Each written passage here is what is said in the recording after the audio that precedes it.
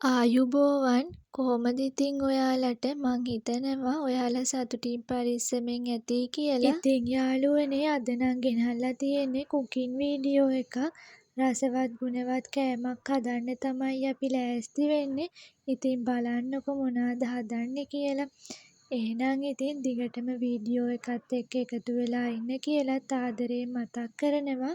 මෙන්න තියෙනවා යාළුවනේ කරවිල ගෙඩි දෙකක්. ඉතින් අපි හදන්නේ මේකෙන් සලාදයක් හදාගන්න. ලොකුවට විශේෂ දෙයක් නම් හදන්නේ නැහැ. සලාදයක් හදන්න තමයි අපි ලෑස්ති වෙන්නේ.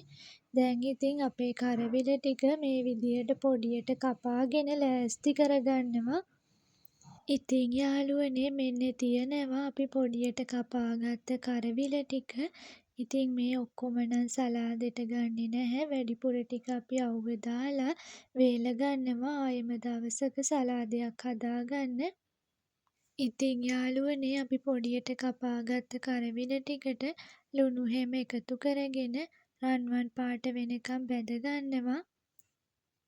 ඔන්න ඉතින් අපේ කරවිල ටික නම් බැදගෙන ඉවරයි. දැන් තියෙන්නේ සලාදේ හදාගන්න. ඒකට ඕන කරන රටඩූණු ගෙඩියක්, තක්කාලි ගෙඩි දෙකක්, අමු මිරිස් කරල් 3කුත් හොඳට සෝදලා පිරිසිදු කරගත්තා. දැන් තියෙන්නේ ඒ ටික කපා ගන්න තමයි.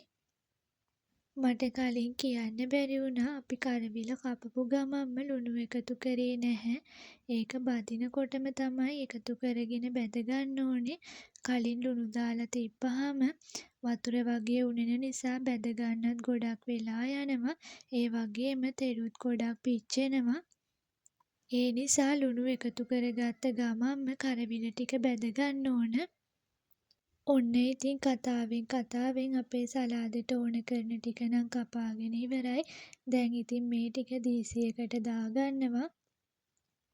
ඔන්න ඉතින් ඊළඟට අපිට පුළුවන් රස අනුව ලුණු එකතු කරගන්න. ගම්බිරිස් වගේම දෙහිත් අවශ්‍ය ප්‍රමාණයට දාගෙන මේක හොඳට කලවම් කරගන්න තමයි ඉතින් තියෙන්නේ.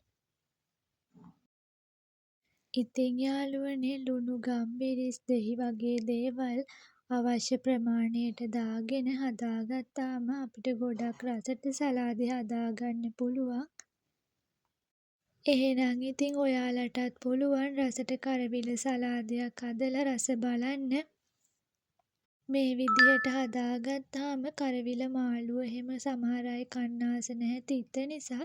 ඒ වුණාට මෙහෙම බැදලා හදාගත්තාම තිත්ත නැති නිසා ඕන කෙනෙක්ට රසට කන්න පුළුවන්. එහෙනම් ඉතින් අදට වීඩියෝ එකත් මෙතනින් අවසන් කරනවා. ආයෙම දවසක ලස්සන වීඩියෝ එකකින් හම්බ වෙනකන් ඔයාලා හැමෝටම සුබ දවසක්.